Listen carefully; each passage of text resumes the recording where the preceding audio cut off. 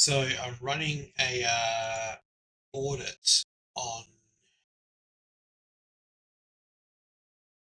my current, what's I call it?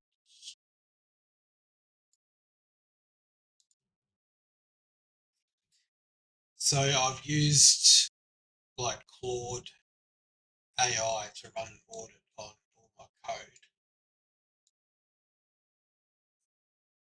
It's going to present me with actual like parts that I've messed up. So hopefully it'll find things that are wrong, like right there with the grub. I made a mistake with grub, so it's fixed that for me. And it's checking the rest of it. So I was going through, checking all my configs in Scale and all that kind of stuff. So Plasma Scale configs look correct. I'm using the Pure Night theme with vivid glassy dark icons, blah blah blah. Oh, just found a problem in my KDE toml, so it's fixing that. Um, the blueprint. Okay, so it's incrementing the number for me, which is great. Just going to see what else it's doing. So, okay, so it's only found a couple of problems in my grub. It fixed a couple of problems in my toml as well, so we should be good now. So, alright, so it looks good. We've got the professional grub theme, got the theme, that's correct. Oh yeah, it helped me disable GDM. That was becoming a major problem for me. So I was trying to disable GDM in um, what do you call it? So in the live ISO, and I was having quite a bit of problem with that. And replacing the GNOME desktop with Plasma GDK, I was having a lot of problems with that as well because the live ISO, the um, GNOME and GDM seems to be like really heavy on that kind of stuff. So it's like it's how do I explain it?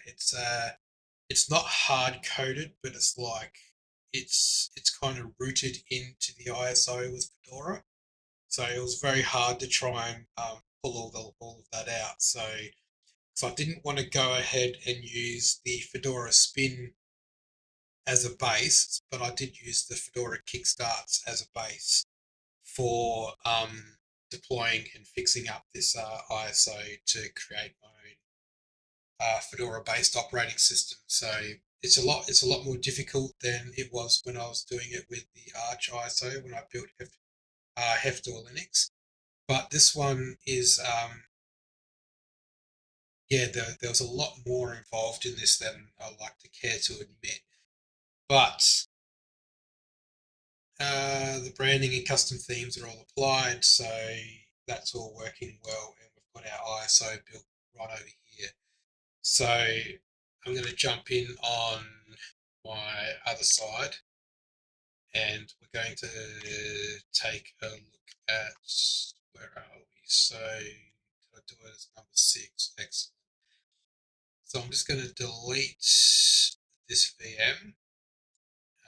That was trash. It didn't really work out. So we're going to go ahead and build it on another one. So right there is that's 1.0. We should be 1.1. Let me just flip back and have a look. So it's still 1.1. It doesn't really give me a time or anything that it was built. So I don't know if that's the latest one, whether it's been moved from where it was. Let's just have a look at my build scripts. Just going to open that with mousepad. I'm just going to bring that up down properly. I'm going to take a quick squiz at this. So the KS comes down So it's gonna add the ISO name, version 1. Okay, so it is the right one. I'm probably going to need to run that build script again. So we're just going to go in here, sudo, just going to say no, scripts and build ISO. Should be this one, I think. Actually, we're going to just run LSA. Oh, hang on, I've got that set up in my thing. So let's have a look here. No, get rid of that. I messed that up. There we go. All right, modified. So that's the latest modification, which is correct. That was at like 2 a.m. This one's at like 9 a.m. So this is probably the latest script that I fixed up. Check compose. That was just to check the build status and that kind of stuff. So, but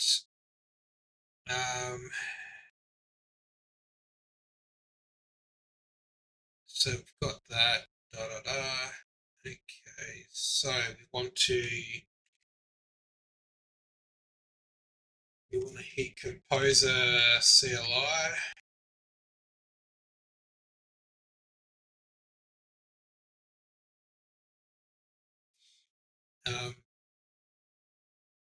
So that's blueprints.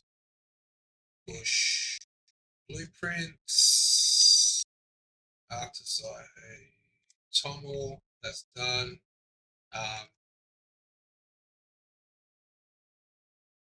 So we're going to go Composer CLI and we want to compose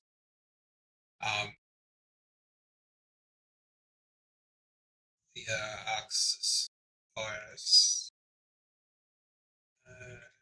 KDE.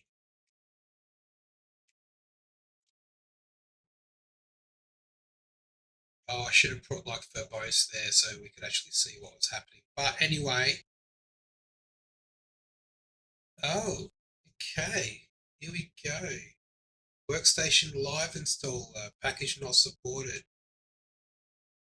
Okay, so we need to check out in the blueprints in Toml. We need to have a look at that. So that workstation, where are we? So we've got the network blueprint. Where's workstation? So Plymouth enabled. Yeah. Where's my workstation installer? Wait, no, I'm pushing out a Conda Live. Why in hell is?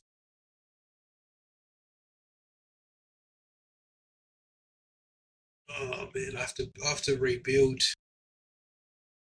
I got a heap of package uh, compatibility issues. Okay.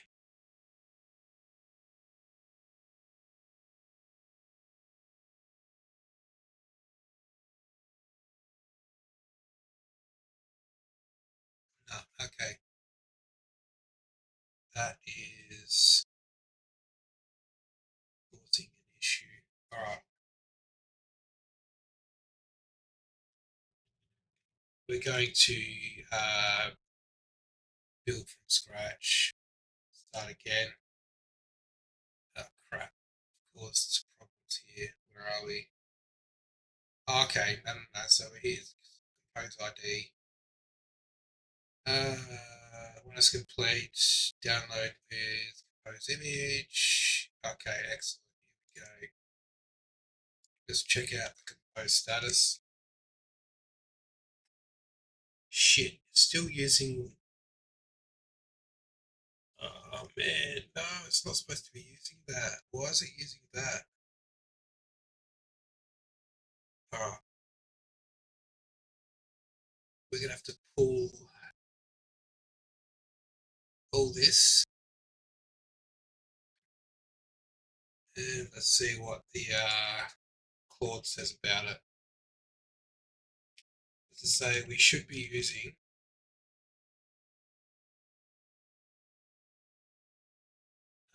Anaconda Live as the installer. Just to say, why is it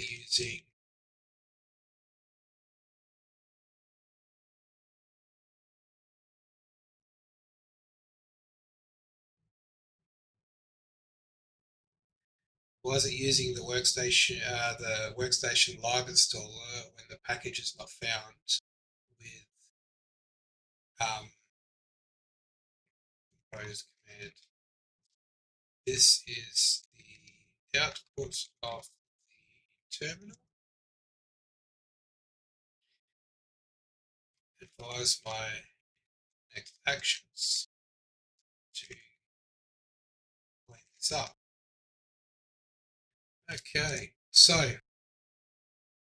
we've told it what the problem is. We've asked it to um, advise us on how to clean this all up, and we've submitted to Claude with what all the problems are. So hopefully we get a half decent answer. Oh yeah, we have multiple composers queued up. Let me clarify the situation, help clean this up. Workstation Live is the image type for creating live ISOs with Anaconda. Okay. All right, so that's what that is. I thought that was I thought that was the actual installer for Fedora. So Anaconda Live is a package already in your blueprint that provides the live installer functionality. Yes, you know that. I used that on Heftel. It's actually a really good installer. It's fantastic. A little iffy for partitioning on like BDRFS file systems and stuff, but it's actually pretty good. So the warning packages not supported means OS build composer. Composer's live installer type has limited support for custom packages. All right, so that's nothing to worry about. That's good. Cleanup action. Run these commands. All right, so we want to cancel all the current compositions that are happening, and then we want to verify the composer status. The real issue is the workstation live installer type has limitations. It doesn't fully support custom packages. This is why you got GNOME before. The image type pulls from Fedora's workstation spin. Oh, I see. So I'm going to have to clarify the type of spin that we're pulling from the workstation. So we're not pulling from the default workstation on the Fedora API. We're going to actually pull the KDE spin from the workstation API from Fedora. So I want to work through and get that and update that. So I'll have to update a few things within my Kickstarts directory and update my blueprints directory to also um, correspond with the type of packaging that I'll be deploying with this operating system. So we need to work on a few things here and fix.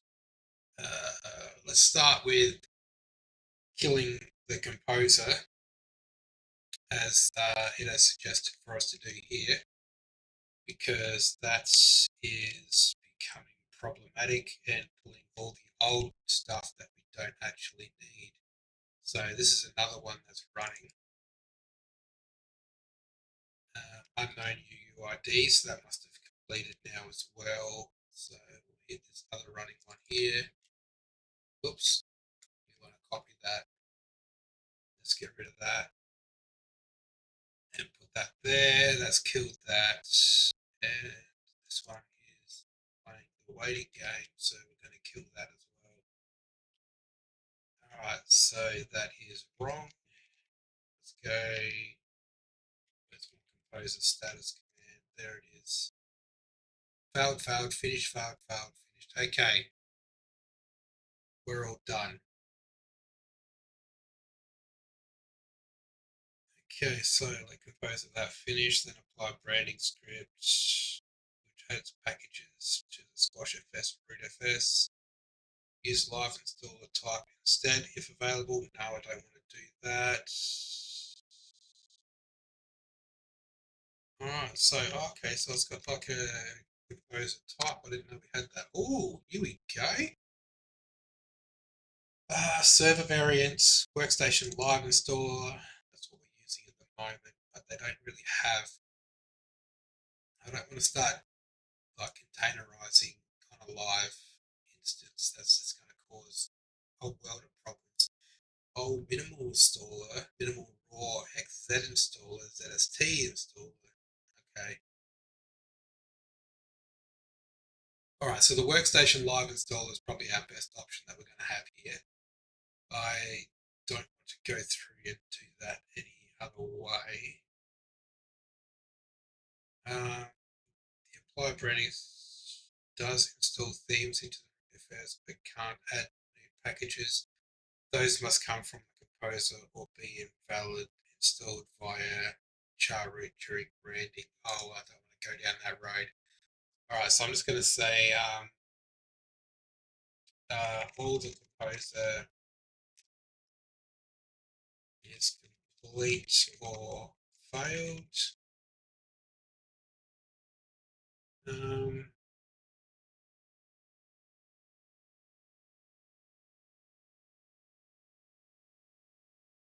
oh, wow.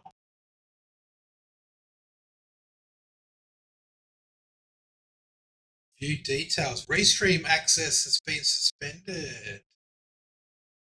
Going live on Restream. Live visibility restricted. View details. Yeah, Battlefield 6.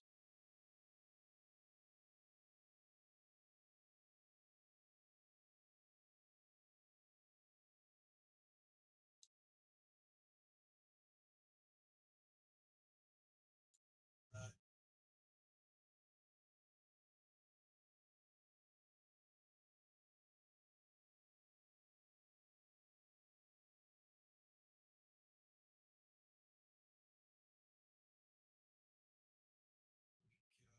and let's go back to the history and for the second one. View details. Restricted because it contains unoriginal or reproduced content. No, that was Battlefield 6 again.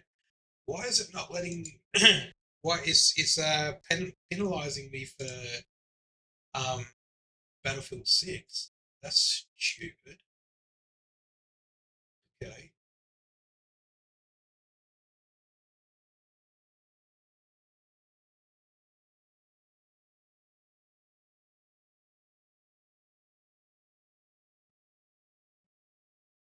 All right. That's actually really dumb. All right. Let's can that one.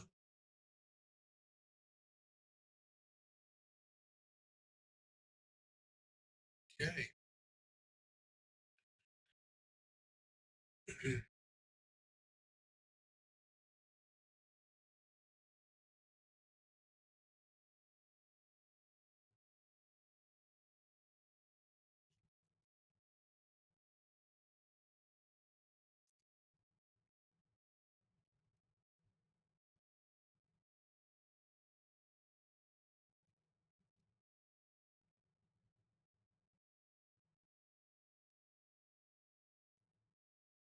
All right.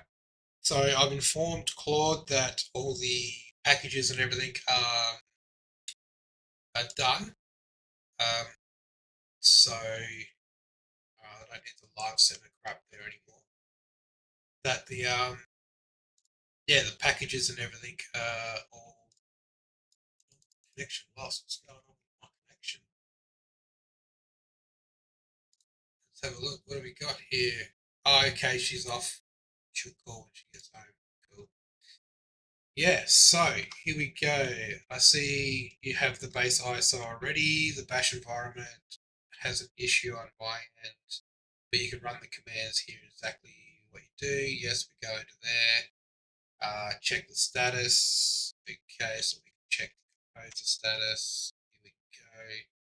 Let's inform Claude what the composer status is, because it might need to actually clean some stuff up.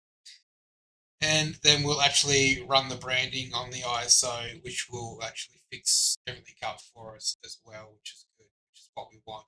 Okay. Finished successfully. The newer ones failed, likely due to the package limitations of the workstation live installer type. Let's use the workstation based ISO and apply all our branding fixes. Yes, that's what I want to do. All right, so apply branding to the finished ISO, which is fantastic.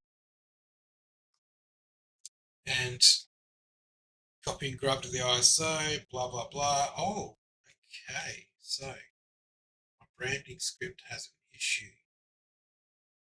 Let's see what that is. Because it's going to take some time for us to build the ISO and everything. So that is going to take a while. Once we do get that, the issue has said can't have multiple line variable. Oh, it's actually fixing it for me. That's cool. How's it fixing it? It's done that. It's come in. Oh, so it's put it into an object array. Oh, that's a clever idea to use with Bash. I didn't know Bash had that capability. That's cool. Going into the working tray, the config new. What is it doing? Oh, okay. So it's copying from. Oh, so it's creating it as config new, and then it's overriding the existing. Ah, that's a quicker way of doing it because I would have edited the actual file. Yeah. All right, now the branding script. Let's do that. Try running that again. See how that cannot remove read-only file system. Oh no, I've still got the old build all mounted and everything. All right, that's cool. That's cool. That's cool. That's cool. Arts is remastered. Let's have a look. Can I read from that read-only file system? Right.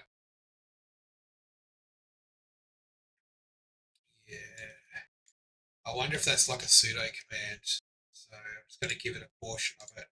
I'm going to go into my scripts and just see the apply branding one. I reckon I've got a sudo issue there.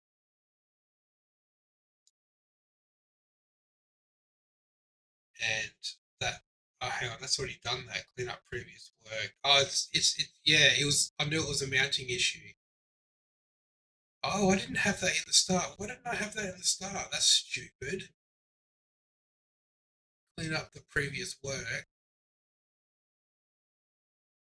Oh, wait, yeah, okay, it's already done that for me. Oh, I didn't get to see what I had previously. What did I have previously? I just had the remove, I didn't have any of this. Okay, that's cool.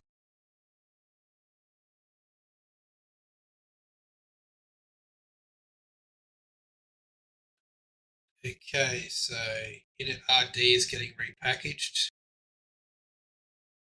I don't know if I had like a verbose. Did I apply verbose on that? Because I think I did a lot of echoes. Yeah, so I was copying the grub and everything. Yeah, I did. I did put a lot of verbose through it. So at least we're going to get some kind of reading output, and like we're going to know exactly what is going on. So for this to do Fedora logos, the branding side of it was extremely difficult. I don't know if I can show you that. I did go through on Scale and I've put my own bash stuff through it. So as you can see, my bash here, my bash output just there. I don't know if you can see that real well or not, but I did have that put through on my my bash RC and my bash aliases. So I'm deploying it with a lot of the same aliases and everything that I used on my Hector Linux builds. So I've kind of ported a lot of what I've already done on my Plasma builds of Hector Linux over to this because I want to go through and do it on a rel basis. So I've done some reinstalls in the past, purely on Fedora workstation. I did try a few, like right now I'm on Fedora with i3. Oh, excuse me.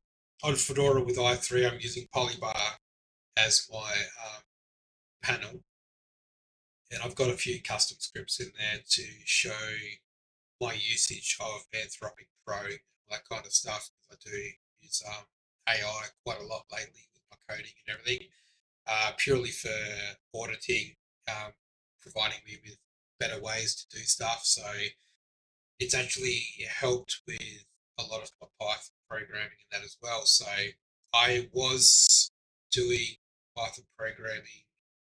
Um, I had separate modules and everything. So I had my GUI modules and I had my function modules and I had my main application modules, which handled all like signal handling and everything, like button clicks and all that kind of stuff. And I programmed my GUI purely by code using PyObject or GDK 3.0 Python objects and stuff like that. But then I started experimenting with TK-Inter. TK-Inter was absolutely fantastic. It was very different, a very different way of approaching everything. So I had to actually work out a way to port from PyObject over to TK-Inter, because that has its own library and its own way of building certain things in that as well. So that was a bit of an eye opener coming from GDK3 PyObject over into TK-Inter with Python programming and everything. But using Claude AI, like Anthropic AI, and that was actually like really, really helpful. I'd like submit. I'd take parts of my code in and put them into a different file, and then have Anthropic AI, Claude AI, analyze it, and I'd say, give me a better way of handling this with error handling, and then it'd like spit it out in like seconds flat with like error handling and everything, and then it'd be like, wow, dude, that's like so cool, because a lot of it I was using inline stuff. So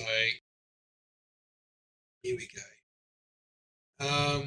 So we've written the ISO, build output excellent, DU cannot access, blah blah blah, file or directory. What's that? Why is that collapsing in the end? What did I have at the bottom? I'm pretty sure. Clean up, blah blah blah. Okay, outside. Here we go. Let's try that again. We might have had to use like a sleep command or something after that. So invalid zero length output file name. Oh yeah. Okay. Stupid. I forgot to do that.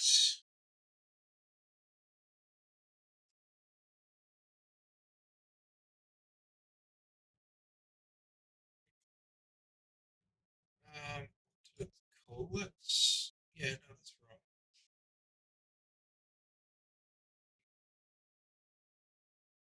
Oh, that's caps lock. Whoops. All right, we're just gonna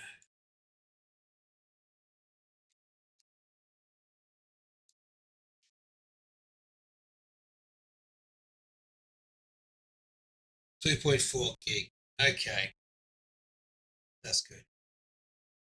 All right, so that should have fixed a lot of it. Let's pop over here.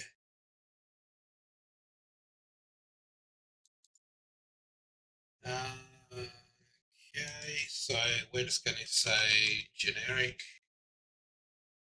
This makes it a lot easier when we're building our thing. I'm going to whack 8 gig of memory. Let's go 6 CPU. Let's make this easier. 25 gig, I normally do 60 gig just to be on the safe side, just in case it's a little bit too big. And I'm just going to name it what it is. So and then we're just going to go finish. So, all right, so the ISO is built, and here we go. All right, so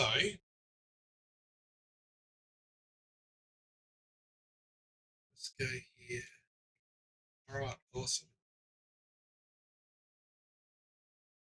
It should kick in any moment. There we go. All right, so it's booting. Fantastic. I still need to fix that. That's boot splash. That's something I still need to work out how I'm going to go about it. And plus, having a black screen, the Arxis logo is primarily black, so it's not actually going to fit with the aesthetics of a black screen. All right, we're still hitting the GNOME layout. That hasn't fixed itself, which is really annoying. I don't see any of the branding or anything in there. I don't see the desktop icon, which is supposed to be there. This is becoming problematic.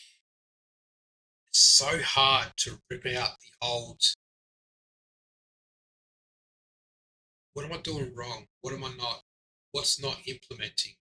What is not happening? Let's go through the installation anyway.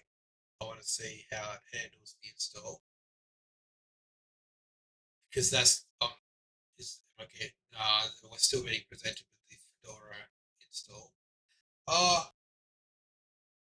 not really. This is not the typical Fedora install. That's cool. All right, so we have got the right installer at least. That's the main thing. We've got the right installer, which is good. So let's skip through it. Use a tied disk, not encrypting. Um,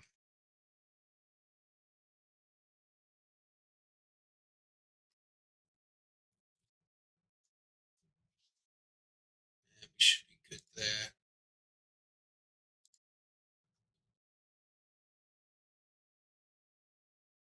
All right, so far so good. Partitioning is working.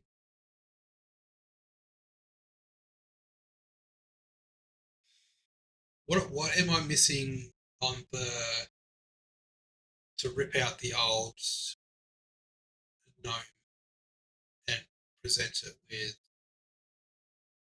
KDE as the live desktop environment? This is just boggling my mind. This is the one thing that I can't fix, and the boot splash. Try to redesign all that stuff, and it's just being such a pain in the butt. See, Arch was just so much easier because it was just like everything was there in the Arch ISO, and it was the Arch ISO was a package, so it just made things so much easier. You just install the package, you pull it from etc, and you just make all the changes you want. But this is so different. Like I know because they've got their own enterprise environments. So I know that's why it's a little bit more difficult and it's a little bit more locked down than being like they do have the public open source models, which is what I'm using, but their enterprise model. So I think there is a few things in there that are hard coded to say, hey, this is ours, you know. So people like me don't come along and strip it bare and rebuild it and rebrand it. But yeah, no, it's being a pain in the butt trying to. It's the boot splash. Um,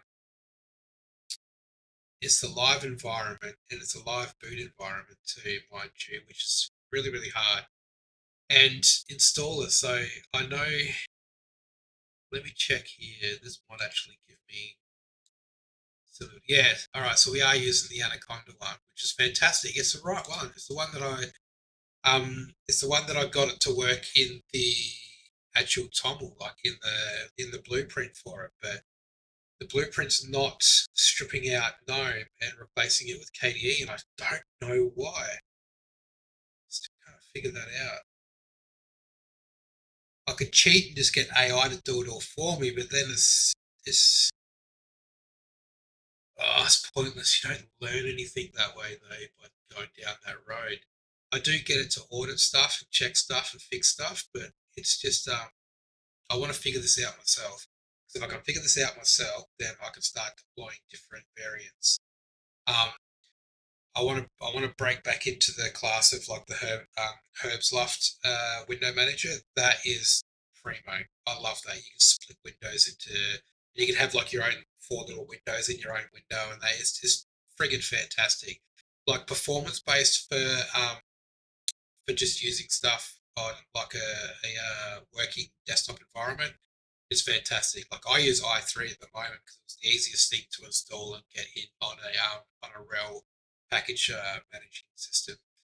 But like when I was using Arch and that, like yeah, it was just so much simpler to get different desktop environments installed. Fedora have tried to do that with their own package manager by having a desktop environment switch type script that does it all for you, strips out the old one. Oh no, it actually pulls all the packages. Oh, excuse me. It actually pulls all the packages for everything that you need. It goes in from there. Now, this is as far as I got last time. The problem that I had last time with this was when I rebooted, it rebooted into a shell environment. It didn't actually reboot. See, my grub hasn't been themed either. We haven't got our boot splash anymore, and it looks like it's going to go into a shell environment again.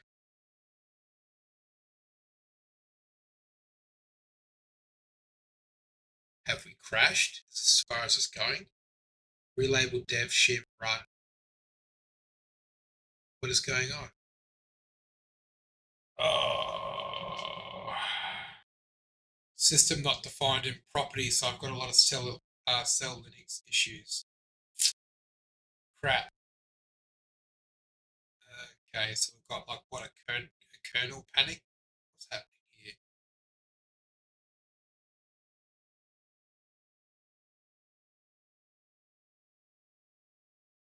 So I haven't even booted into Splash from here. Okay.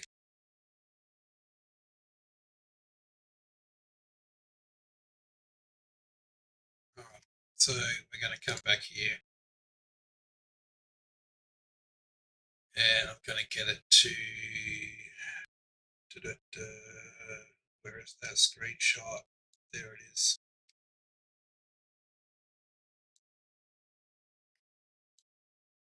We can get rid of those two. And let's get Claude to analyze the image and what's happening. What's happening on boot after install. Read the image in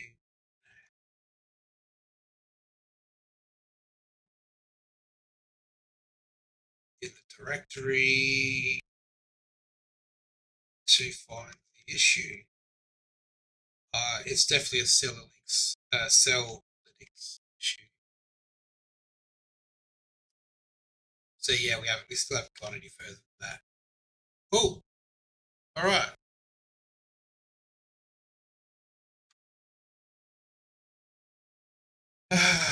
Again, it is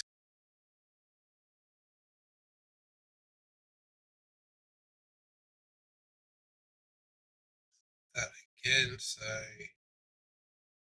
go back to screenshots. There it is.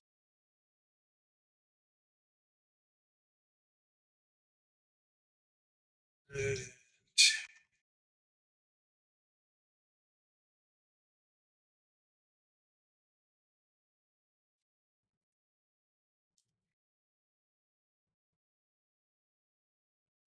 the live environment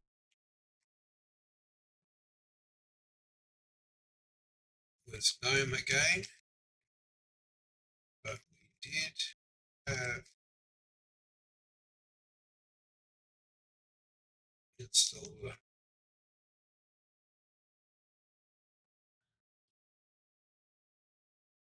boot splash.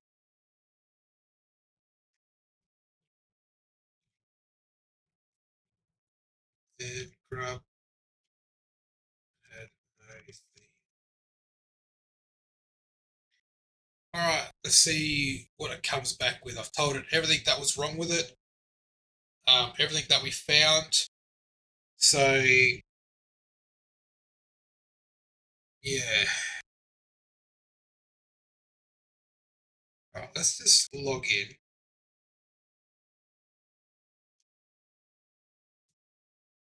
Yeah, same deal. All right, so we've got no system information, we've got no package information. Far out, it hasn't got anything. It does have our CPU. It does have the GPU, which is the Red Hat Vert.io GPU. Understandable. It's in a VM. Well, it's in a Vert manager. So we've got no terminal information, no terminal font, no window manager information, obviously, because we're in shell. It is labeling the bash, and we're not getting any resolution because we're not in a desktop environment. All right, so this is problematic. Let's have a look at root. ETC. There's cat. Do we have OS release? We do. Okay, so we are getting it. ID like Fedora, yes. Version code name Plasma, pretty name Axis OS 1.0 Plasma. Logo is the Axis OS logo, which is all good. Home URL, blah blah blah blah. Yeah. Okay, so we do have all that stuff. Okay, so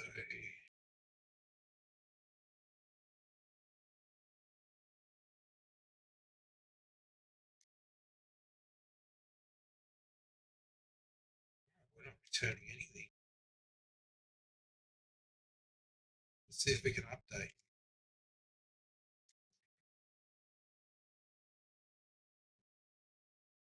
All right, we're not pulling anything from the mirrors.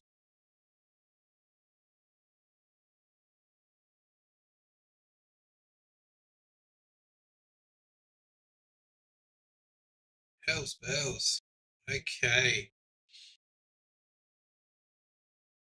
We're gonna have to work on that because clearly the Fedora release server Arch is, yeah. Of course that's gonna happen because we've got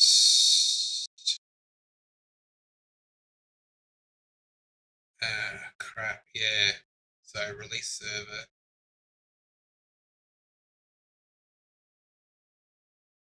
That would come under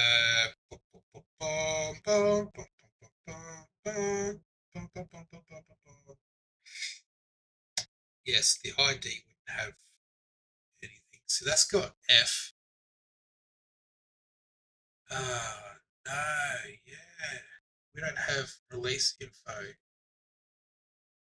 Like the version release info. So it doesn't know where to pull anything from. Oh no. Okay.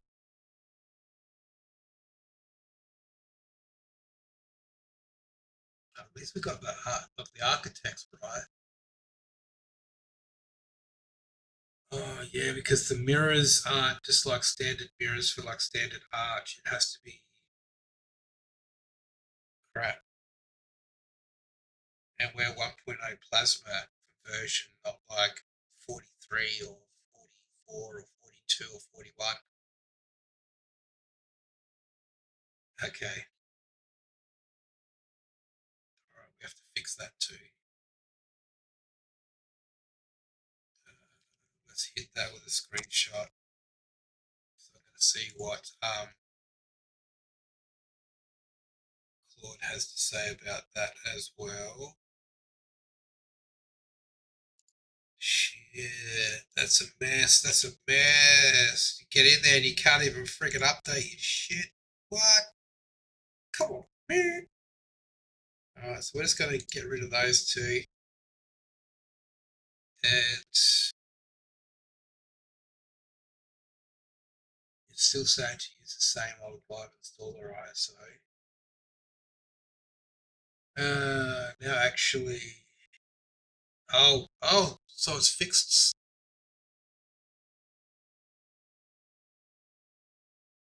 Wait, what the hell did it? It wasn't supposed to do that. What's it done? Mount, bind. Oh, I see. So, shit, that's what I forgot to do. I forgot to char root it, install everything that we needed to install. We're going through enabling S. Oh, I didn't enable S. Crap, crap, crap, crap. Oh, okay, okay. It's fine that it took charge and altered my shit without my permission. Configure. Excuse me.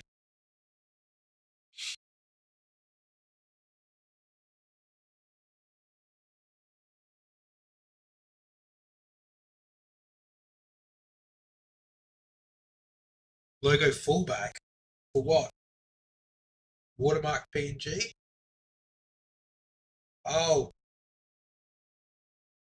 okay. So it's going fallback. Well, logos.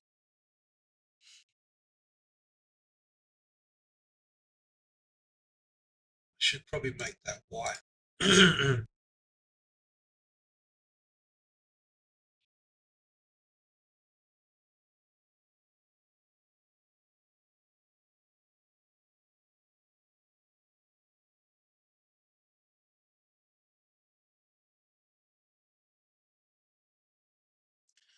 Okay.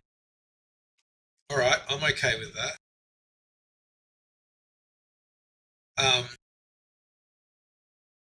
yeah. Read the image and advise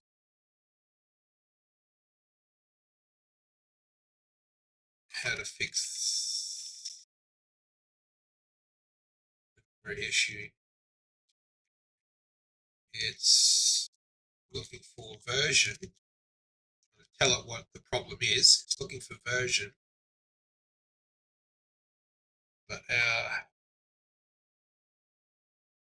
my OS release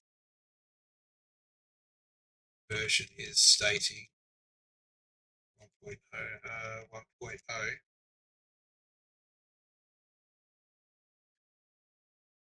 Plasma, but Fedora looks for 42, 43, 41, da da da da. There we go. So I've told it what the problem was. See what that says to do. I don't want to change from our versioning, but I want to make sure that we have a parameter within the OS release that Fedora can pull a version from. All right, so it's saying that version ID, right, right, custom OS release. What's change? I told it to advise me. What's changes is it making?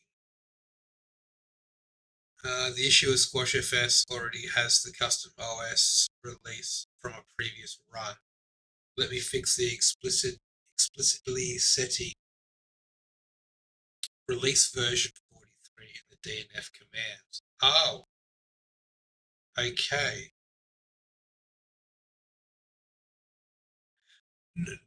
That doesn't fix the update problem.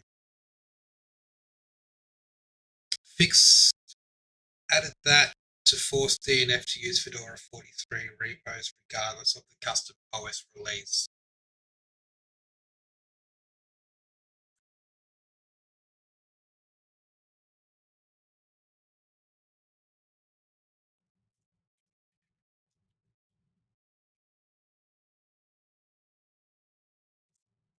So I just asked her, what about updating and installing packages after install of OS? Which is the question I wanted her to fix in the first place. Excellent point. After installing, DNF will be broken because of release version will be 1.0, blah, blah, blah. It's changing again. Why is it changing again? Stop changing. All right, so update. What changes did it make? Coming through here. Apply. This is in the apply branding script, which is good. Echo setting DNF release to make directory vars. Echo 43 to release server. I'm now ready for this fix now. Okay, so EDC OS release shows access 1.0 for display, NeoFX system info, etc. Release version contains 43, so DNF uses Fedora 43 repos to update. Okay, that was actually clever. I wouldn't have thought about updating or making any changes through the DNF vars. Okay. Alright, so we're going to make these, we're going to apply these changes.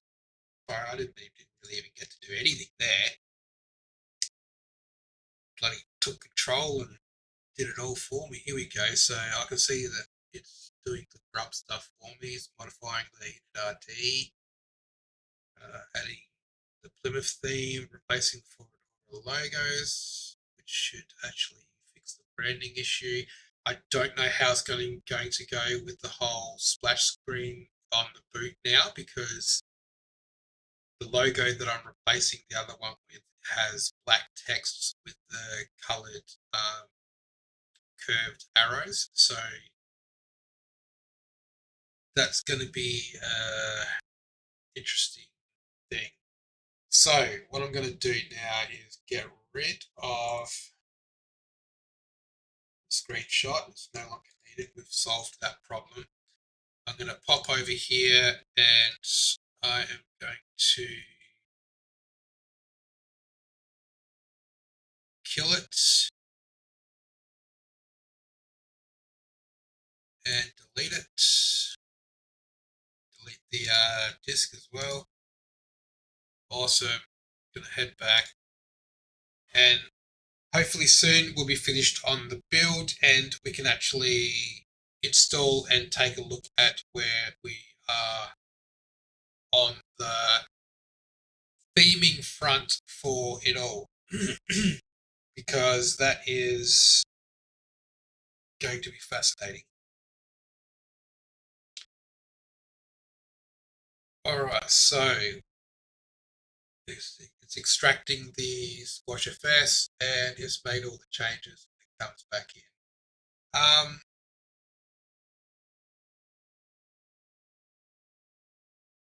Oh, interesting. So let's try. Oh, crap. Alright, I see what's happened here. Yeah. Oh man, that is a doozy. That's actually one that I won't be able to resolve myself. Yeah, because it's symlinked. There we go. Copy the resolved network access, handle symlinks.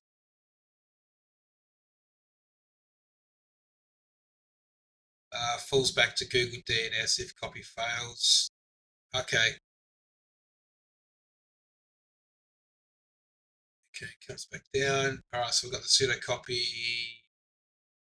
and all of that, and then it falls back to the Google DNS, which is perfectly fine. Right. That's actually pretty elegant code that it's using there. That's actually quite impressive.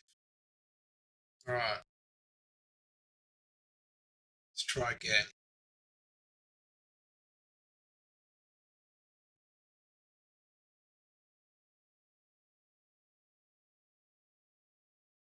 So it's the unpacking of initRD that is causing most of the problems for this. So in order to fix this and get it to work properly, I'm going to need to go back through and analyze the branding script. Script to ensure that it's handling all of that properly. and it for some reason it's mounting the ISO as write protected, which is read only, and I don't know why it's doing that. I thought we wanted. See, there's certain things in the script that I'm going to have a look at, um, analyze a little better than what it actually is. But once it's built and the ISO is complete, then we can actually go through and run through the installer again and see if this time we're actually going to boot into the Plasma desktop with the proper branding in place. Um, I'm not really hopeful. I've been working on this since like 2 a.m. and it's just still my head in right now, trying to get rid of all the GNOME crap to bring in Plasma. I probably could have made things easier if I ran with the actual spin repositories. Go through like the Kickstart repositories. Oh, okay, here we go. It's installing all the Plasma stuff now. 4,602 hard links. You see that? That is mental. It's the shit that I've been dealing with. I can hear my PC working its ass off. So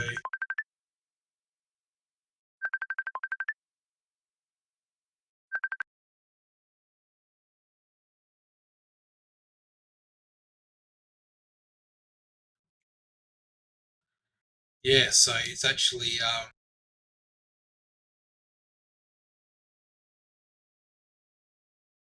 being a bit of a bugger. Okay. Let me have a look at the preview. Pretty sure.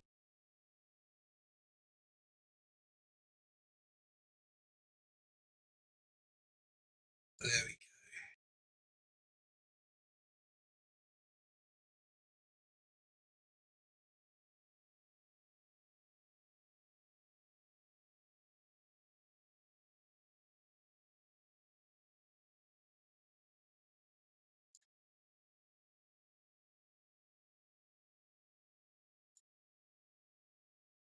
All right, that's better. Okay, so we're still installing all of the Plasma stuff. So there's a few. Um, I didn't check to see. We could actually probably do that now while the branding is doing its thing. Um, no, we need the scripts. So the branding script is the one that we're going to have a quick look at. And I'll just move that over here so we can still see what's going on with the actual building of the ISO properly.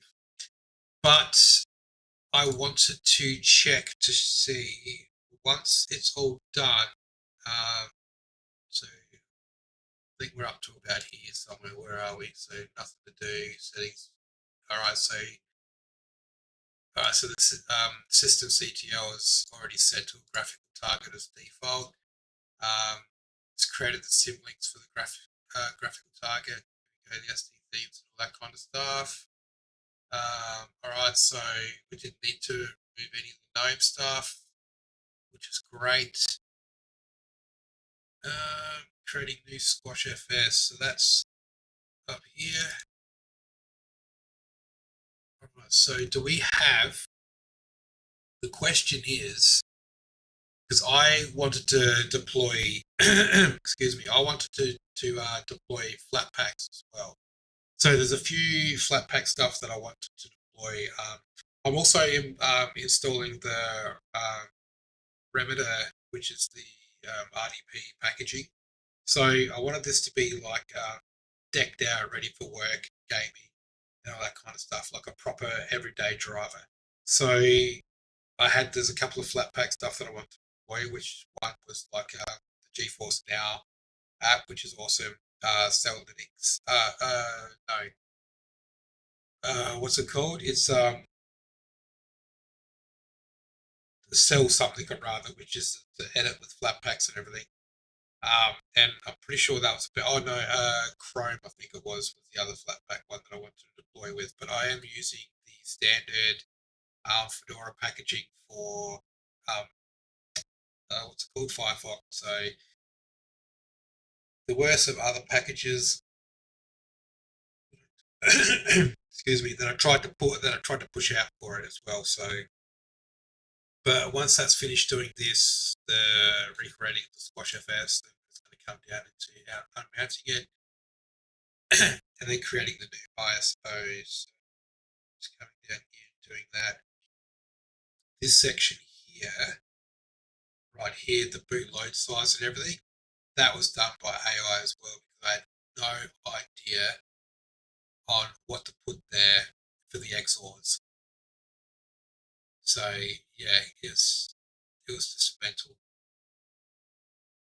Yeah, this part here, the manual boot, the no manual boot. So that's normal. So you can't access it because it's still actually doing its thing. We've already established that, we've done that. The part that we're looking at here is the completed successfully right here. So it's written the medium to the LVA, and the output is right there. The answer is 0. So that actually deployed and completed successfully, which is fantastic. So now we're going to go back through. We're going to choose our ISO again, which is right there. Let's just have a quick squiz. Its size hasn't really changed a whole heap. I thought it would be bigger. Refresh. Okay. It's smaller than the one that we're editing. How is it smaller? I'm just going to choose that volume and we're going to go in with generic again. And we're going to hit up 8 gig for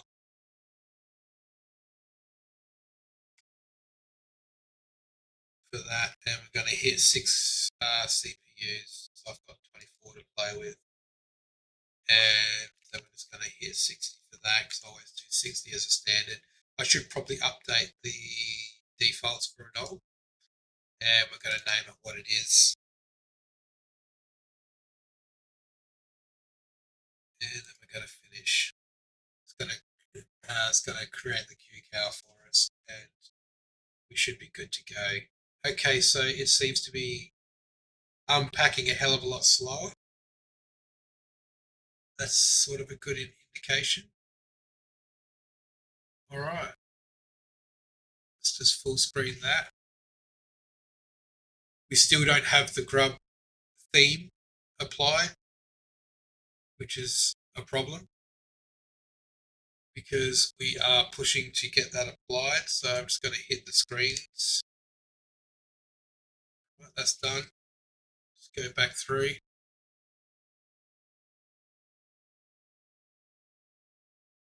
And we still have the default Fedora splash.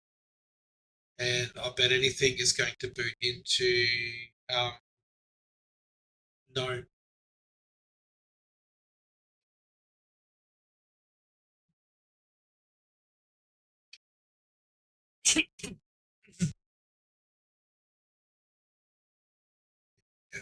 Yep, there it is. Oh, come on. I'm going to screenshot that too.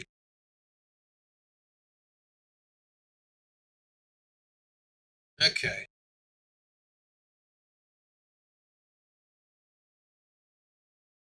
We're going to power that one off. We're going to go back, get the screenshots, tell Claude to read the screenshots, and ask what are we doing wrong with this build process. I'm actually going to copy the whole terminal output of us building the ISO as well, because there's something in there I'm missing that Claude might pick up on and say, hey, this is where the problem is. This is what you need to change. This is what you need to fix. Because I've been pulling my hair out on this for friggin' hours, and I'm not getting anywhere. So these images going straight in here, and we're going to come up all the way up to where we run the scripts, and we're going to copy the whole friggin' lot. And we're just going to say, hey, this is where we're at. This is what's happened. And say, read the images in the home Arxis OS build directory, because I'm seeing none of my changes with branding and desktop live environment. This is the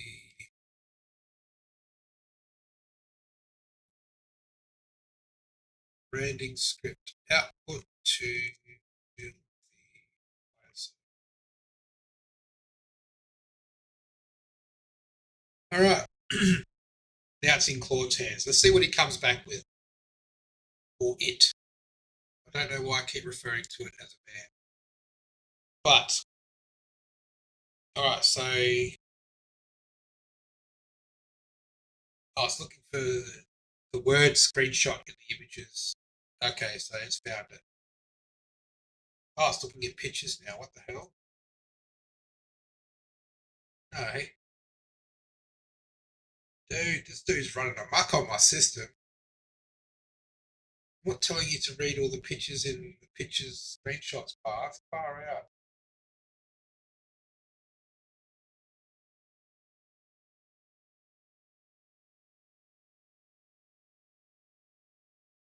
Shit. Alright, let's escape that.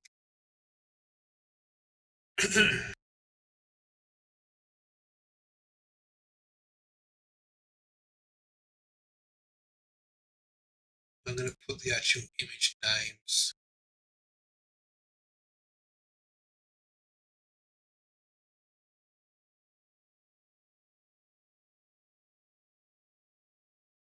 I'm going to say read the images to this.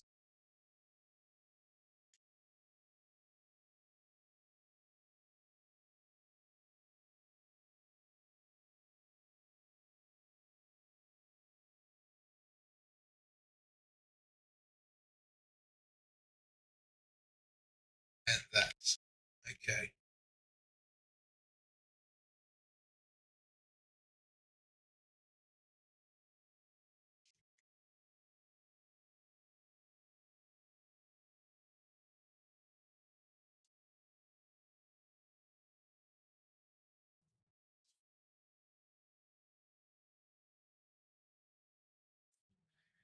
There we go.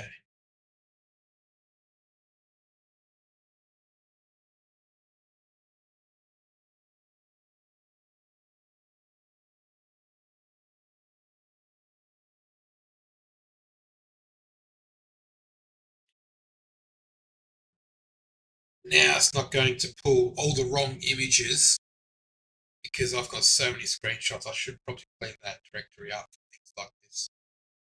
But I need to find out what the hell is going on. Here we go. I can see the issue clearly. Grub menu items say that, which is good, but no theme. Yes, Plymouth shows Fedora logo at the bottom. Boot splash and desktop boots to no plasma. Alright, so let's figure that out pretty quick. Problems. Grub theme not loading. Theme is copied, but path isn't accessible at boot time. Oh, I didn't know that. That's cool. Plymouth, Intro watermark replacement not working. Still, GNOME, despite installing KDE, GNOME initial setup is still running. Exactly right. It's fixing the issue. Okay. I didn't ask it to do that either. Let's run with it, but that's cool. What's it say here? I see the issue. Let me fix it progressively. Okay, the path needs prefix. A proper device reference. I didn't know that. GNOME is still showing Need to change the live user's default session. Right, I missed that too. Plymouth needs to hang on. Whoa, slow down, bro. Let me read what you're doing. Plymouth need to replace more files. Why? We've got the whole Plymouth theme in there. The Plymouth theme's fine. 6 additional, 1 removed. Okay, so set root preference ISO file system.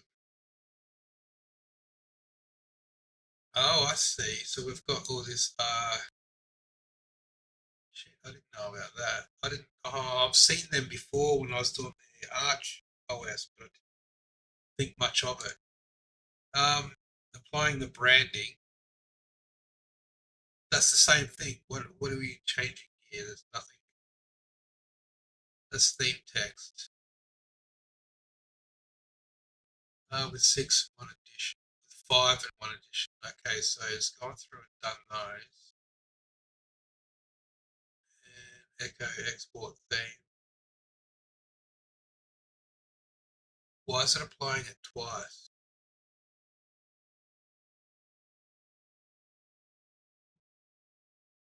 Add grub theme configuration. Oh, okay, so this is a different section. Oh, the grub config for the non-iffy. Right, okay, I get it. Now let me fix the live session to use Plasma. This is the part that I needed to know what it did. 47 additions? The make directory root FX, Unix, preferred Plasma. Alright, so it's echoing that out. Make directory, account, service users, yeah, config the common team, that. User session.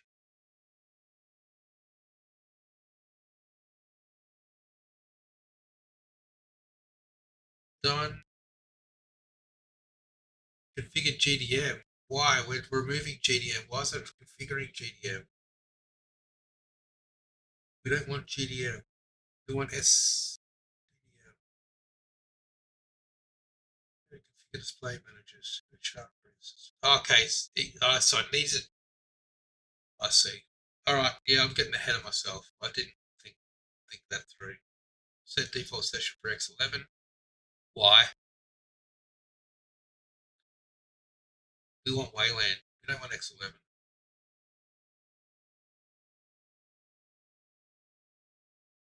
Oh, for the live environment, right? Yeah. Now let me fix the Plymouth Fedora logo. This is the apply branding script. Init work, that share Plymouth themes. Yeah. For everything in there, we're replacing just the logo, yeah. And now I see. Right. So we're placing everything within it. Spinner watermark. This is the Fedora logo at the bottom. Oh.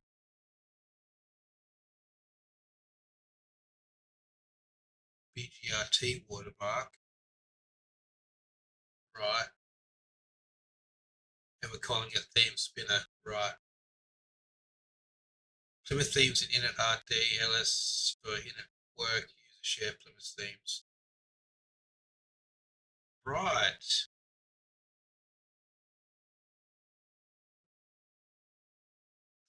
This would have taken me a long time to get exactly where this is right now. Oh man, Anthropic AI. It's a friggin' beast. Oh wow, look at that.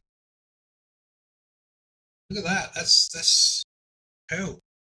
That's doing a fantastic job right now.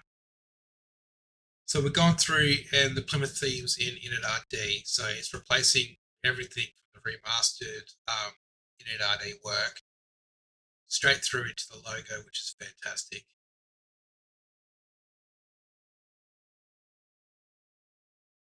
Hell's bells. That's cool. That is cool. So I can get rid of these screens now. Let's clean up the screenshots directory because there is so much in here that I just do not need anymore.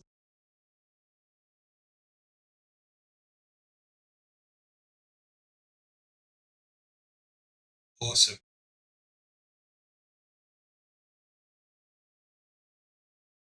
We're just going to flat out delete them and head straight back over to the Arxis OS build directory.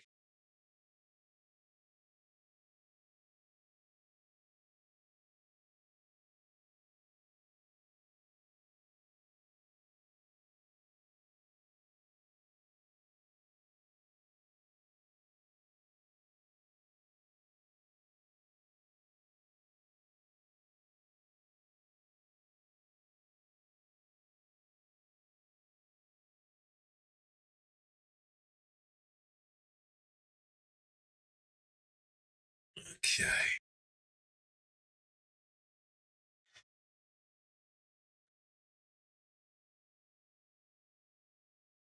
All right.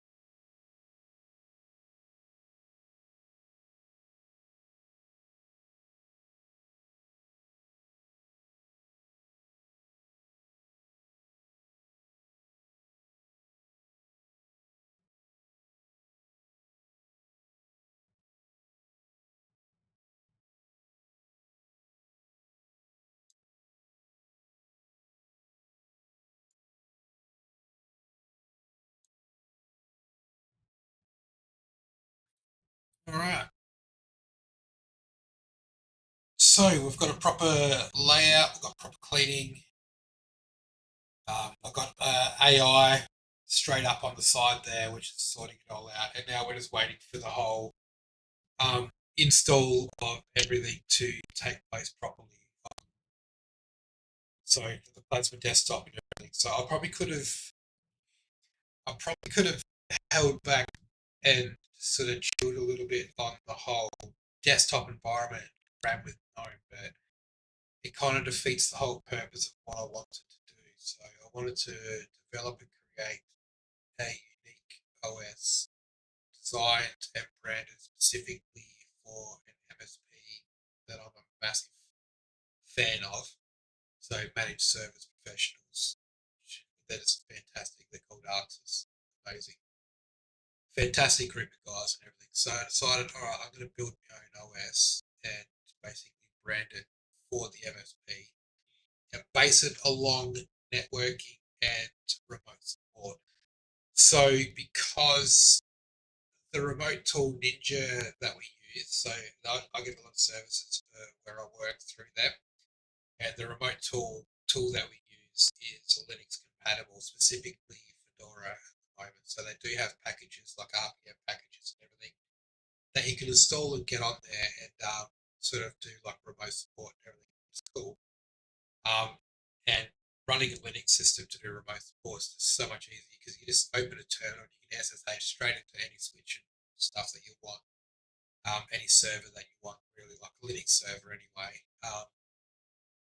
Without having to download PuTTY, open a PuTTY terminal and everything, and just go in through there, and the PuTTY terminal fonts and everything are all messed up and weird, and it doesn't sort of act right, like copy and paste and stuff doesn't really integrate well. So yeah, it's just a pain in the ass on a Windows system. Whereas on you can probably go through and do like there are like desktop remote desktop manager That's not bad because you can actually do SSH sessions and SCP sessions in that as well. So that's actually pretty cool. That's not bad, but Linux is just easier. It's just easier. Like, mind you, that you don't have like the SCP like file searching, like a file search GUI that you get with like on Windows machines, because you download software that will create like an SSH session into the server, but lists its directories like a file tree directory. It's not bad. It's that I don't mind on a Windows machine, but everything else is just trash. So you're just so much better off on a Linux machine if you want to do like support and that kind of stuff. Granted that there are a lot of applications on a Windows machine to do it for you, but most of those that are half decent and not like shitty cracked freeware, that's probably gonna cause more problems than resolutions. You have to pay for them, like everything. Windows and Mac, anything that works on a Windows or a Mac, you got to pay for. It's crap. So we're doing generic again. Generic works. It's a lot easier. We could go through and do Fedora. Um, they don't have Fedora 43 listed in the virtual machine list, so it's just easy just to go straight generic from like 2 years ago. It's all basically the same. Nothing really changes on generic systems. Just kernel upgrades and stuff. The standard installation, partitioning, and all that kind of stuff. It all remains the same, which is cool. And we're just going to stick with the standard 60 gig, and we're just going to say Arxis OS as before, and we're going to finish. So it's going to do the whole. There we go. And once again, no grub update. So yeah, we're just going to hit the screenshot. Let's have a look at the splash. Same deal. And we're going to boot into. What are we booting into? Let's see.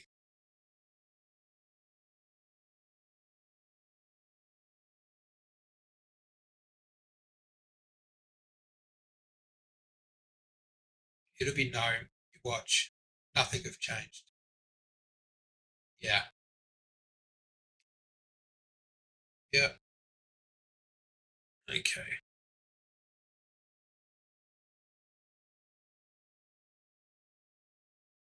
I'm going to delete that because that is pointless in keeping that. And I'm actually going to delete the ISO because I think something's not right there. And we're going to build that again.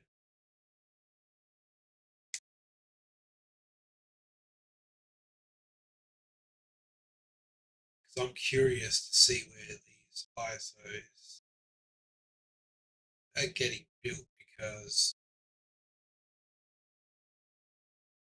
you know what? I'm going to actually have a look. What do we do? So var temp. Let's go over squiz down here, shall we?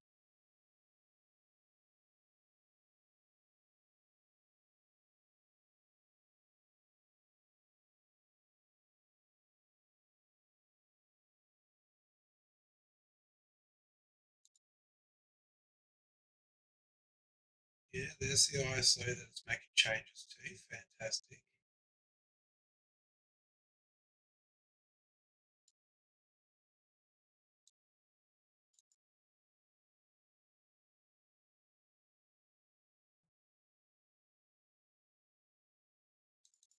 New ISO. Interesting.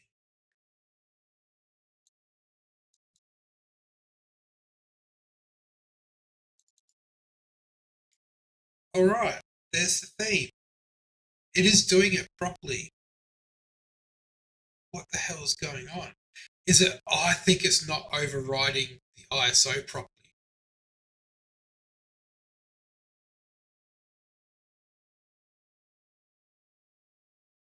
That's what I think is actually happening.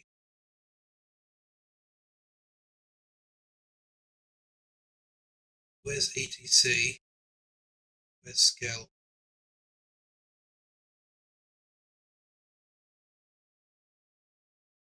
We've got no Scale in there yet. Plymouth. There's no theme in Plymouth. Oh, okay, this might be just pulling stuff from here. System D. So I don't see ETC Scale. Let's have a look through. Nothing. Interesting.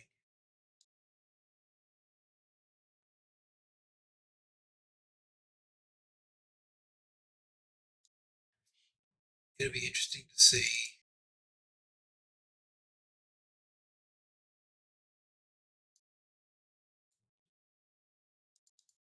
Yeah, awesome. Okay, I see now. See, I still don't see the ISO in the build directory. So I'm thinking either A, we're not actually um, overriding the ISO properly, and that's what that error was at the end of the script every time, or B, we're building it in the wrong directory. So I think that it's actually getting built in the incorrect directory. I'm just going to see if this makes a difference, deleting the old ISO before I build the new one.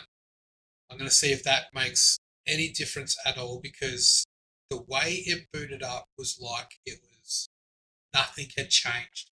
All our changes that we made, nothing had changed when we booted that ISO. So something was seriously not quite right when we built that.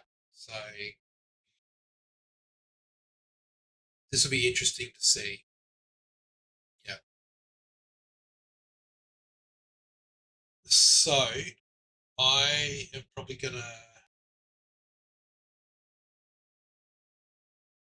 run AFK for a moment. Okay, so we do have the proper message call. And I'm gonna see what the go is with that. So this might take a while because it's actually building properly. So I'm just gonna be AFK for a few minutes, and I'll be back in a little bit when it finishes building. So we're still up here. It's still applying all the KDE stuff and everything else. So this should, yeah. So we'll see if we get the um, down here in the folders whether the new ISO pops up down here. If not, we'll actually have to search and find out where that is. And I'm pretty sure that I reckon it's going to be in the temp directory in the var inside. It's probably going to be inside the new ISO folder inside var temp, where the script is actually mounting everything and installing everything. So it's like var temp Arxis OS remastered. So in here we're setting up all the symlinks, and now it's going to compress the Squash FS image. And I still don't see anything popping up. Let's change directory and come back. Yeah, I still don't see the ISO there, so I'm pretty sure the ISO is actually in a different directory, not where we think it is. So yeah, I'll be back and we'll see what happens.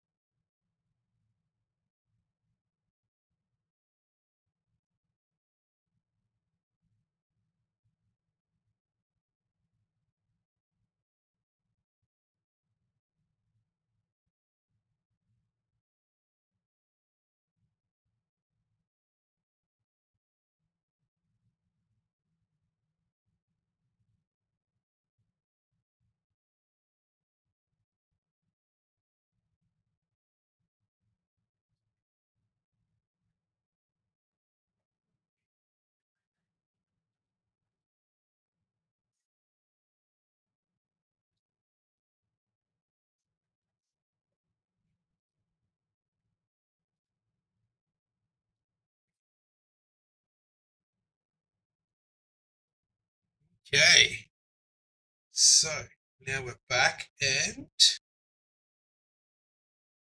strangest part is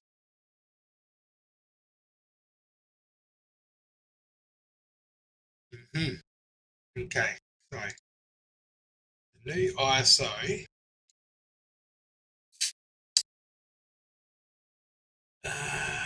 must be in temp.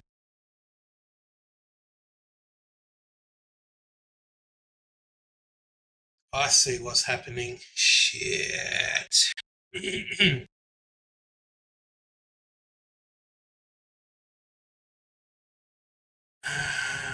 Okay, we've got that there.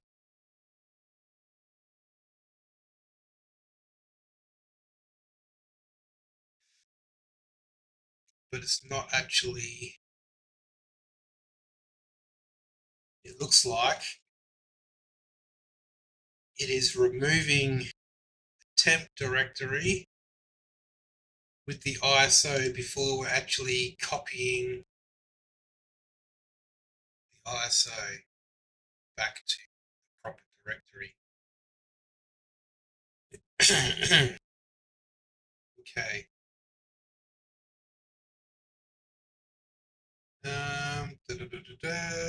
Make directory squash FS.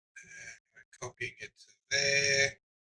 Then we're out unmounting. Then we're creating the new ISO here. And then we're checking if the ISO exists. Then we're going to clean up. And we're deleting the work directory without actually.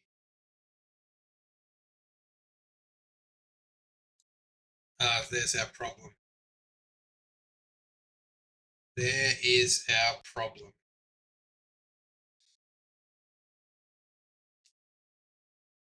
The new ISO is being deleted when we clean up the work directory. I'm creating the new ISO. We need to copy the new ISO to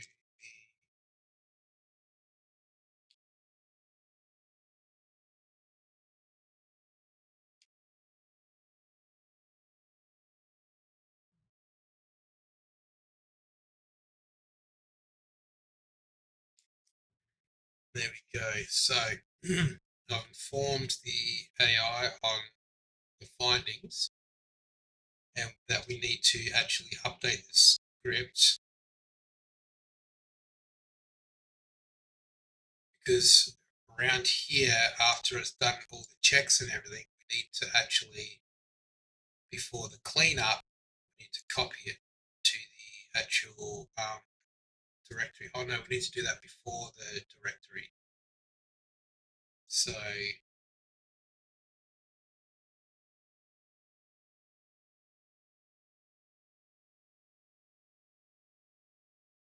okay, it's saying that it's done it. Oh, I see what it's done. All right, so at the top, it's fixed it with the building. That's the branding, but it's done it right here for the output. Okay, so the ISO output. Right, that's what we've build directory. Yeah, that's our access build directory.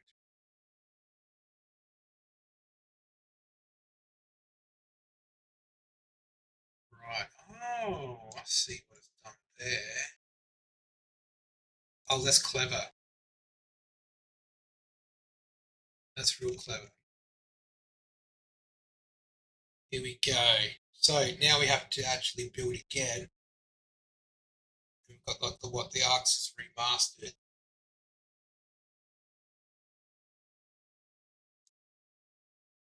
And hopefully this will be sorted.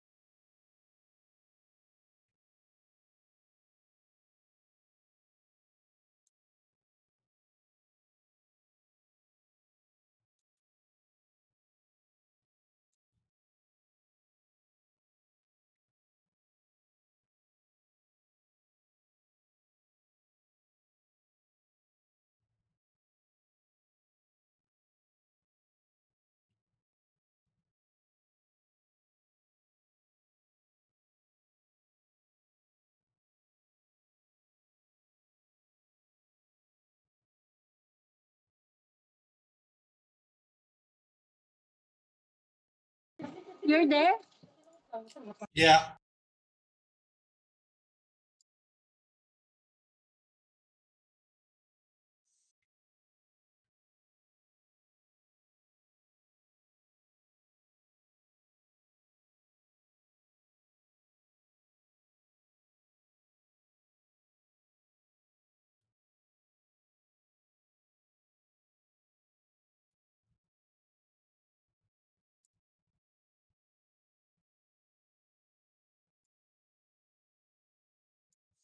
So we should be.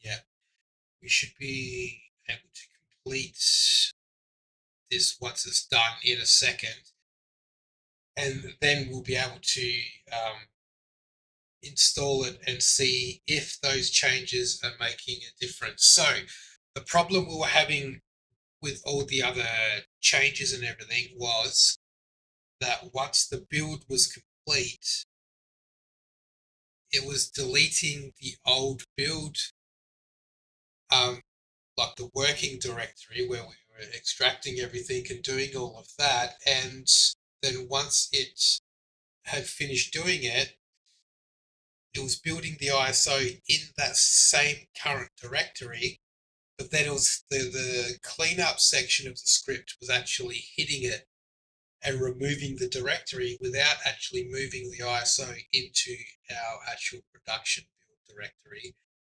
Therefore, we weren't getting the new ISO. So all the changes that we kept making, the remaking of the changes, the updating of the changes to fix those changes, were all still happening, and we weren't seeing any change was because we kept using the same ISO, the same operating system to install, and it wasn't actually updating anything at all. So all our changes weren't actually, we weren't seeing those changes live in the install. So that's why we were still seeing the grub with no theme. That's why we were still seeing the standard Fedora, uh, what do you call it? The standard Fedora splash screen. That's why we were still seeing the GNOME desktop environment being presented, and then when we installed, we were installing and booting into straight into a CLI environment and not an actual graphical environment. So those changes weren't actually being applied or actually getting made, so we didn't actually see anything happening because the ISO that we just finished building was being deleted instantaneously when we cleaned up the build directory, the build working directory. So we've updated and made differences in those changes. So now when the ISO finishes building, we should be able to install that in our Vert Manager, and we should be able to see that we now have Grub with a theme. We should have now the customized boot splash, and we should boot into a live Plasma environment. So, will it work? Will it not work? We're about to find out once it finishes building. So the build at the moment is installing all the KDE stuff.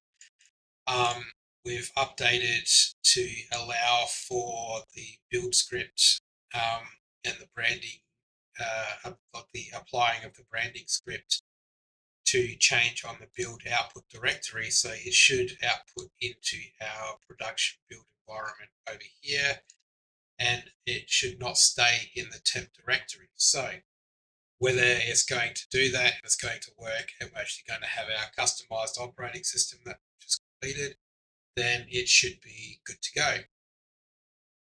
Yeah, that's in theory. Whether it's actually going to happen or not is another question. So I've done today, built the ISO 4 times, tested it 4 times, and still had the exact same result because I didn't realize that my output directory was actually still the same as my working directory. I was using my working directory as the output directory, and then at the bottom of my script to build the ISO, I had it doing a cleanup and I had it deleting the working directory, so the ISO that we just built was getting deleted along with it. Such a rookie dumb move there to do, but it should work. So I actually didn't work out what I had done wrong because I was looking down here where we are actually doing the ISO build and I couldn't see that I added any copy or anything like that. And I'm thinking, well, why? So I asked the AI, so Claude AI over here, and said, hey, the ISO is being created in the working directory and then deleted. So actually I asked it up here. So the new ISO is being deleted when we clean up the working directory on creating the new ISO.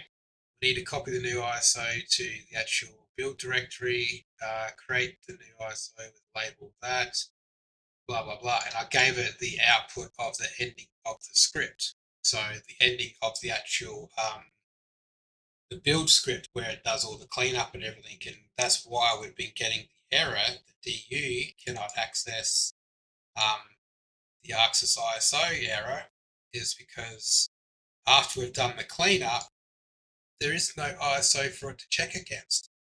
So that's why we've got no file size output. We've got no checks actually happening or anything like that. Like the XORs are actually working properly. Like we do have like the invalid text too long issue that we've got going on here, but that's neither here nor there. That's nothing. We don't have to worry about that. That's actually the folder structure within the actual ISO, which we don't have to really worry about there. And then it's like saying here how it's added the image to the new ISO output directory right there, and then we're going through and checking with XOR again. But it was deleting it, and I didn't realize it was deleting it off the bat, which sucks. Which I've spent so long doing this. I started doing this at like 2 a.m. guys, 2 a.m. and I thought, oh, you know what?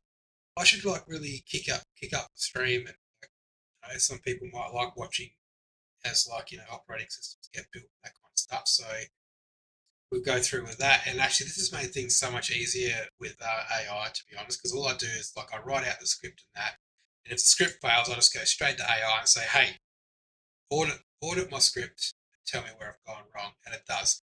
Whereas actually, what it's been doing lately, because I didn't realize, but I had like accept edits on. So it was actually going through, finding the problem, and actually fixing it for me, which was actually like a pleasure. Because I tell you what, this section right here, I'll actually go up because the text is bigger on my code. VS Code, I think it is. Yeah. So right here, this section right here is actually quite elegant. I didn't realize like how good it really was, because this is all it added to fix the output issue, which to me it's like, well, I can see that we've added a new variable, which is ISO output, right? And I don't see. Oh, okay, yeah, here it is, right here. ISO output's being added down here. Right, we don't need to worry about that. So it is actually doing it properly. So wait, where is it outputting the ISO? So we're creating the squash FS, creating a new ISO with the volume that. If working directory ISO bin, then it checks that. Yes, yes, yes. I think I might have found another issue. Hang on. We don't have. We've got the variable, but I don't think we're applying the variable to the build.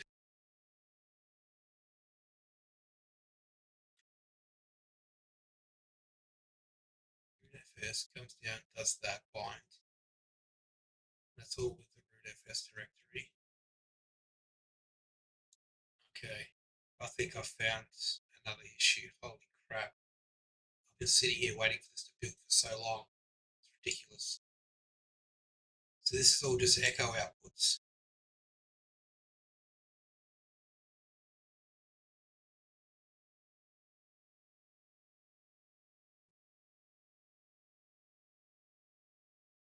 Cleaning up previous work, mounting, copying ISO content. Yeah. Come down, fix grub, blah, blah, blah. And it's down here. That's still the grub stuff. This is all the branding stuff. This is enabling the graphical manager, fetching of the logo, and it's right here.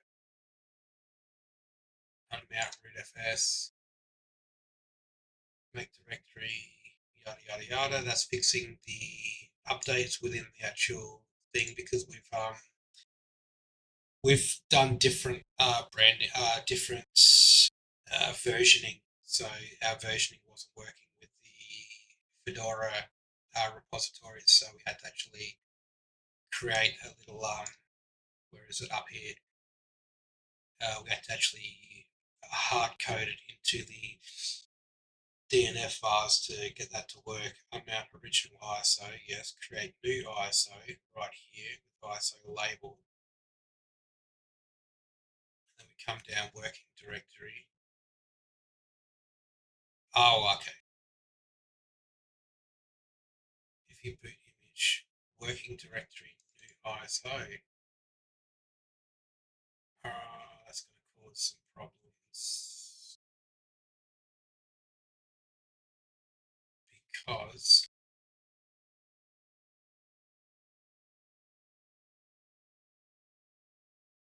Linux bin. Come down, we're doing it. ISO Linux stack, blah blah blah. Okay, so it's outputting it to there, right? And outputting to there. If it does, and it's pulling it from there. Yeah, because there it is, live OS. All right, no, we haven't made a mistake. Okay, it is. It should work. It should, right. Okay. Here we go. So the var temp new ISO live system. All right, so we've hit this section here, right there. Make squash FS, and then we should unmount once it's finished, and then we're going to continue on and go further with the actual creating of the volume. So we've actually applied all these changes to the ISO, setting of the DNF, which is what we've done just up here. Okay, good. We're using 24 processors, so it's almost capped out my i7 13K, 13 Gen actually. So it's interesting.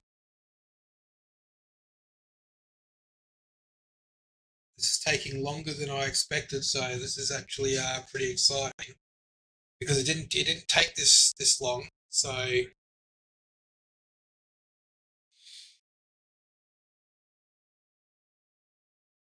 come on, it's gonna happen. It'll happen. It better happen. Oh, it better happen. Oh, I'll be spewing if it doesn't, eh? Gonna go friggin' nuts if it doesn't work. I'll just give up. If it doesn't work, I'll just give up. I'll just be like, all right, I'm gonna tackle this another time. I've been at this for hours on end. I just had the idea. I couldn't sleep, and I was just like, oh, you know what? I'm gonna give it a go. I'm gonna build my own OS again. Like I missed the days when I was building Heftor Linux, the Arch ISO. So I wanted to give this one a go. I thought, oh, this would be good fun. Like let's get back into this. So we'll see how we go. It may happen. It may not happen. We'll see what happens. I'll have to say that's the only worst thing about working in IT is the waiting game, waiting for scripts and everything there to finish off um, when you're actually coding and stuff. So it takes a lot of work. But if I do get this to work and I've built my own OS again, that'd be fantastic. So yeah, It'll be cool. It'll be cool. I'm deploying it with NVIDIA GeForce Now, so the NVIDIA app, the one that you can get the planning and everything done on it. Here we go. Oh, I see the ISO. We've got a file size and everything as well. Okay, here we go. 2.9 gig. That's a bit bigger than before. That's good. That's actually a good sign. So now let's build our VM and install it and find out what the go is. Let's refresh. 2.89 gig. Perfect. And I'm just going to do generic. I've been doing generic all day. It's fine. It works. We don't need to go any specific. It's just basically saying we're installing a generic operating system. So, and I normally do 60 gig for the partition. And we'll name this Arcs OS. So now it's unpacking the ISO. And here we go. All right. So once again, we are presented with no theme, which is a little problematic because we should actually have a theme. So I'm just going to screen that. And then we're going to start off. Let's go. And hopefully, oh, there we go. That is enormous. We're going to have to work on some sizing and everything for it, but it's a start, guys. It's a start. So, hell, that's shit. That's big. That's big. I'm gonna have to resize that. That's fine. We can fix that. We can fix that. That's not a problem.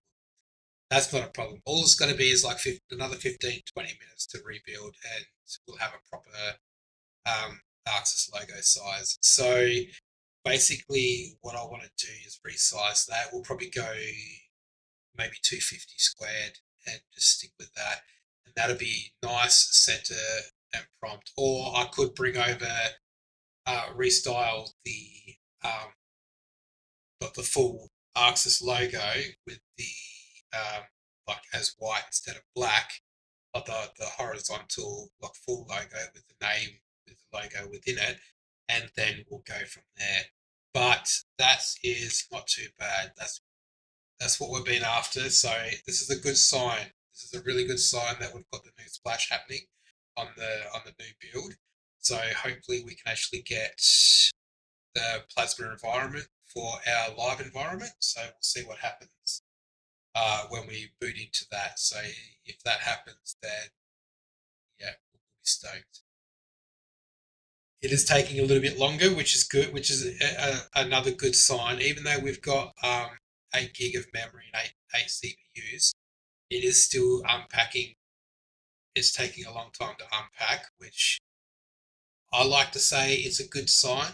The only reason it's a good sign is because it means that it's unpacking all a different environment than GNOME. Put it that way, because every time we've gone to boot into this, it's been booting into like a GNOME environment, and it's really doing my head in. So all my work from 2 a.m. onwards, it's paying off right now. It's paying off right now. So, oh, work. You better work. Give me the plasma environment. So I did try and theme the plasma environment for the live environment as well. It's been a little bit more difficult trying to do it without an actual plasma environment to work from. So I have tried to put the bar at the top. I have tried to change a few of the elements within the bar as well. I have tried to put a shortcut on the desktop for the installer without having to be presented with the um, I was actually doing that first, so I would get presented with the Fedora installer. And I've tried to update the Fedora icon for branding purposes on this to allow us to use the actual Arxis icon for the branding on it as well. So we'll see how we go with that. This is taking extremely longer than I actually expected, and it's starting to worry me that we're actually stuck. So I'm just going to hit uh, escape button. Yeah, there we go. Shoot. Shoot, shoot, shoot. All permission issues. Oh, sugar gumdrops. That sucks. Crap, it's all permission issues. Oh, no, that's going to be so much work. And it's with Cell Linux as well. They're all security issues. Crappity crap crap. Okay, so let me have a look here. Here we go. I'm just going to screen that and just give that straight into the AI. So hopefully, yeah, no, that's not gonna actually. That is not actually going to close properly. So we're gonna have to do a force off, and then we're gonna have to uh, just delete that button, and we're going to delete this VM because it is trash, and we are filled with nothing but errors, and that is shitting me. Oh no!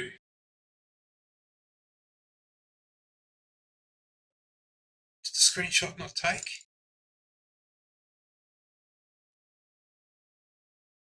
Oh crap! Screenshot didn't take. Okay, I'm gonna have to try and explain it. Shit, how do you explain Cell Linux issues to AI? Let's give it a go anyway, hey? So I'm just gonna say boot, let's boot error with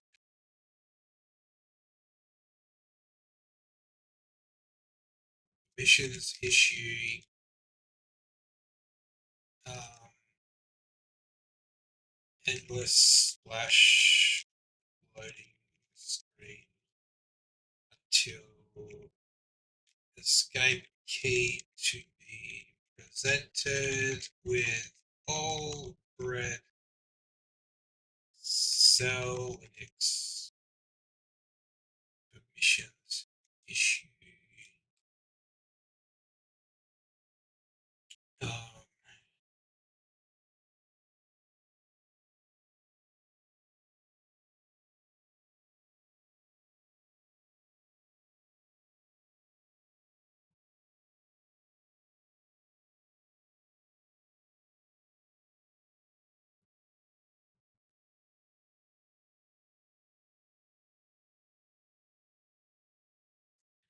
all right.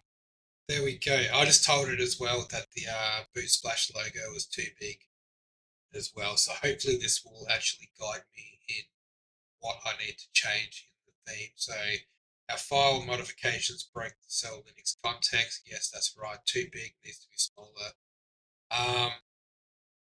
So that would come down to somewhere in here. That's the fetch. That's scale for laptop. We need to come down into that's GDM stuff, Plasma, SDDM, color themes, logos. Here we go. No, that's copying all the logos we want.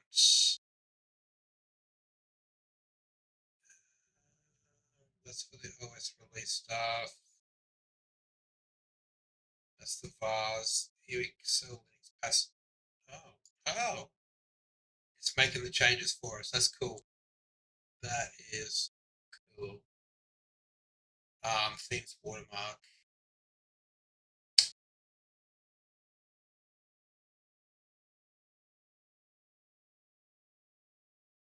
Cell Linux first. Change Cell Linux mode to enforcing to permissive.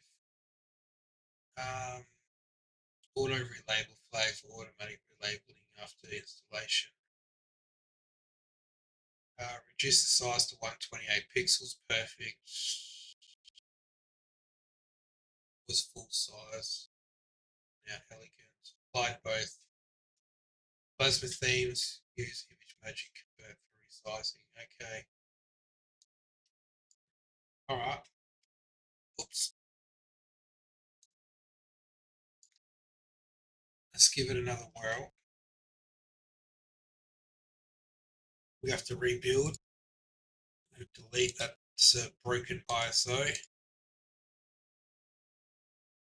And now we have to start again. So another 20 odd minutes, 15, 20 minutes for it to build. So actually while it's doing that,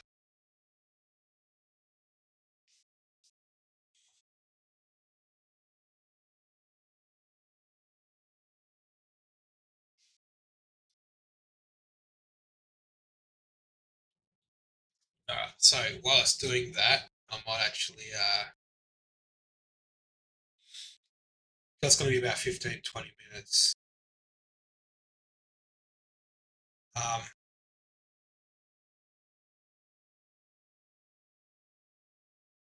okay, so that was actually applied to the branding, uh, to the, like the build script, the complete branding script. So,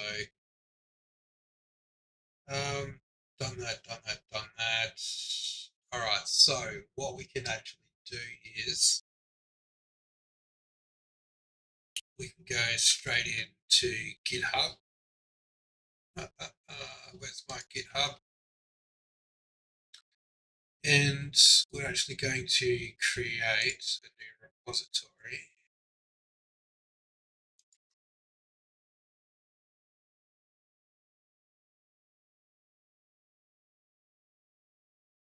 And we're going to call it that, and it's going to be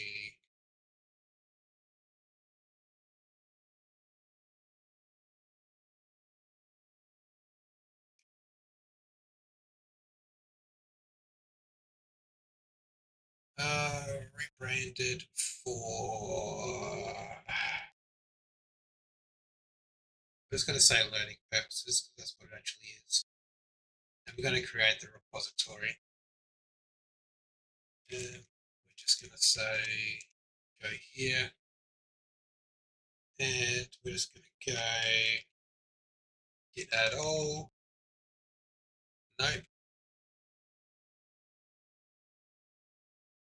Let's initialize first, then we can git add all. And we're just going to git commit updated after error fix. And we want to also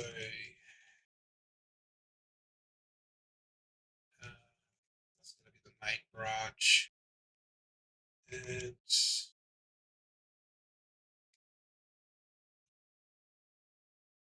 going to be what git at what is it, GitHub.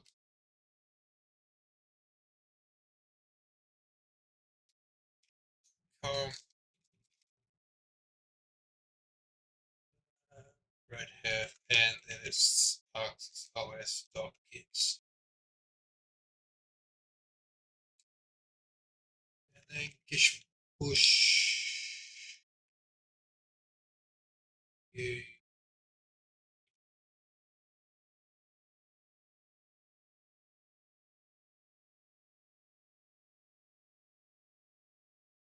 Oh, whoops.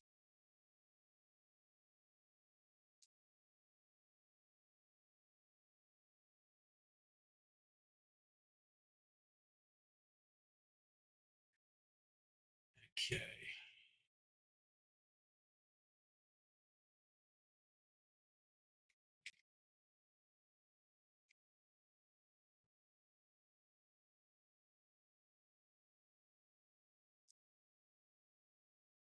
Let's start again. Git init, add all,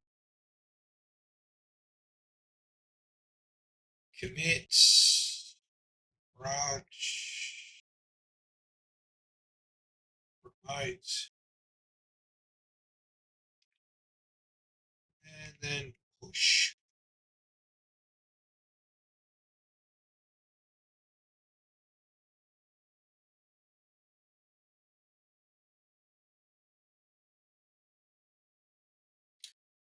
There we go. Cool. So current changes are all on GitHub now, which is fantastic. So let's go back. Let's show again. So there we go. We've got all our pushes and everything in there, which is great. And alright, so we're still installing the OS, which is fantastic. And we just need to chill. And access to going live on Restream has been suspended. Reason related violations of our community guidelines. Alright, so it's still kicking up about that on TikTok. Let's go to view details.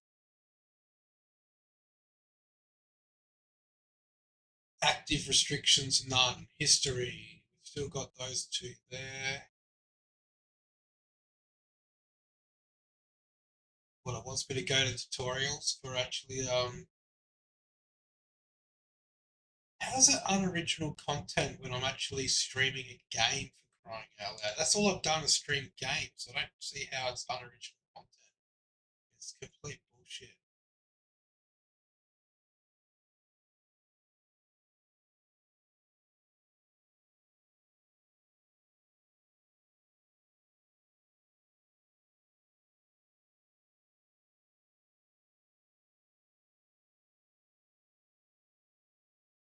Original real-time content, that's what I've been doing.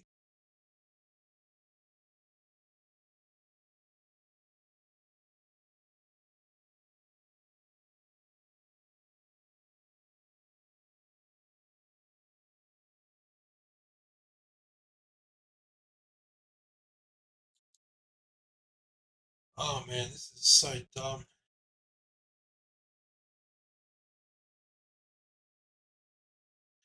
Oh, intellectual, it's because I was playing bloody Spotify music. But the song I was playing is actually on the Spotify music list. So how is it? Oh, so dumb. I've seen heaps of other creators listening to tunes on Spotify while they're playing the game. So I don't. Oh, fuck TikTok shit anyway.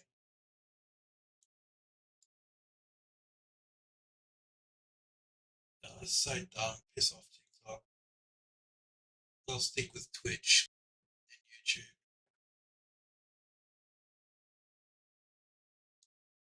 And X. At least I don't get friggin' flagged on X either. It's just so dumb. How dumb is it? It's really dumb. Well, while that's building, I'm gonna play a game. Let's just play some Fortnite while we're waiting for that to build. I'll do one game, then I'll come back.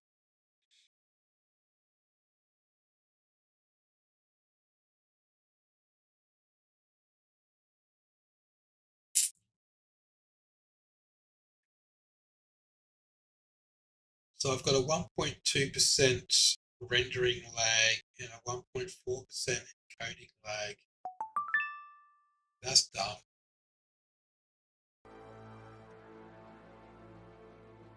So this is what I use to play games and stuff.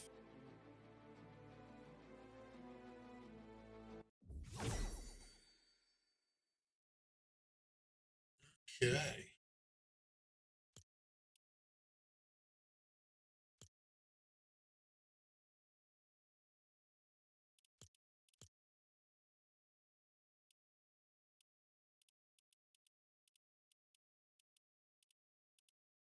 It's so dumb. The game I play was like right there, but I can't click on it. And it's still doing the duofill shit. I played duofill once, and it keeps on doing that as like a standard thing that I'm actually like doing, which is stupid. So I don't do that. Oh, I've got things to unlock. Ah, we're in already. Okie dokie. Here we go. Blitz Royale. I got like 28 to win or something like that. So to get to the next one, I don't know if it goes to like 4 or not, but it's going to be interesting. Whoa! Whoa!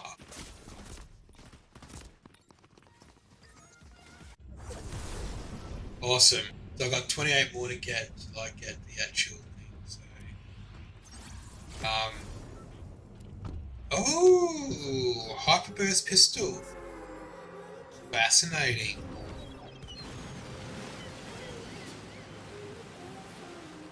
Oh yeah. We'll get the rifle.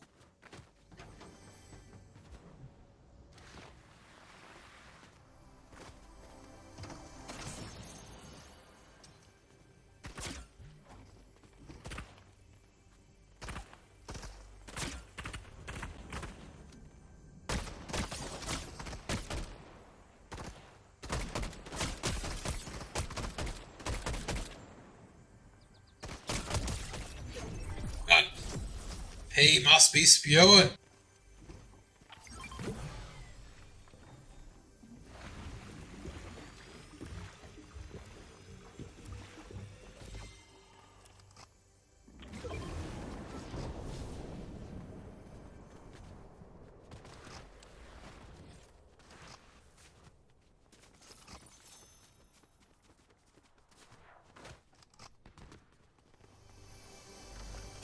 Oh, I'm close to the llama actually. That's pretty cool.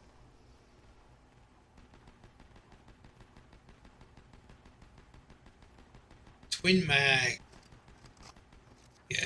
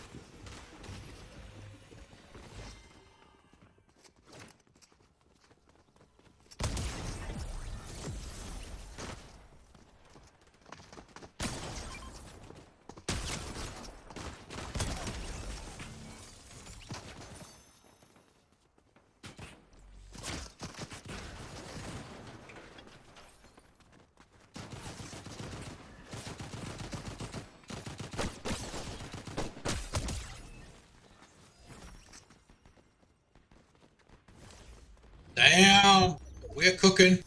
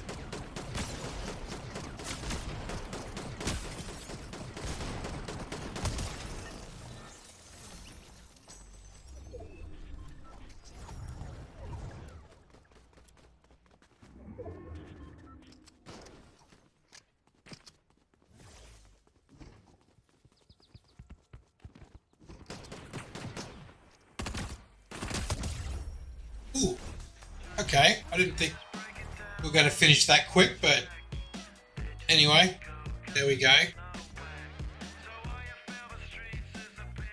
26 more wins to advance on the Epic Wings victory. Okay. Well, anyway, that was fun while it lasted. Let's go into back to our thing, and I won't worry about what we've got there, but we will go back to our building of the ISO. It's still doing its thing. Okay, so we've still got another that game was finished so quick, so there's no way it was going to be finished by now, but that's interesting.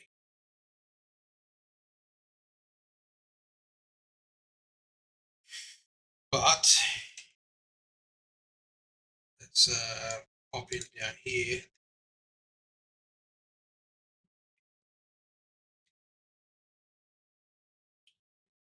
And have a look and see how everything is prospered.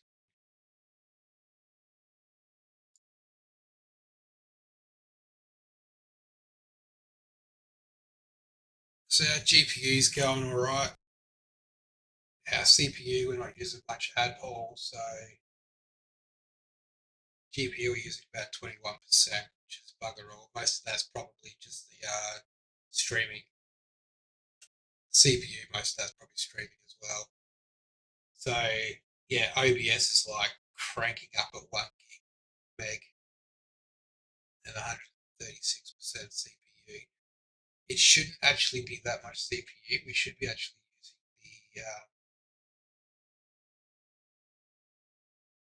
we should be using NVIDIA mostly for that. So let me just have a quick squiz and see what encoder I've got cranking on this for the output. Yeah, it's the NVIDIA NVEC and have it in advanced. So it's NV12 in the color format for that as well. So yeah, I don't see why we're using so much CPU percentage unless that CPU percentage is actually for the like 1 core or something like that maybe. But we're still installing all the stuff on the KDE desktop. To actually have 129 threads are being used on the OBS. Ooh, that's quite a lot. That's heaps per core, threads per core, that is actually.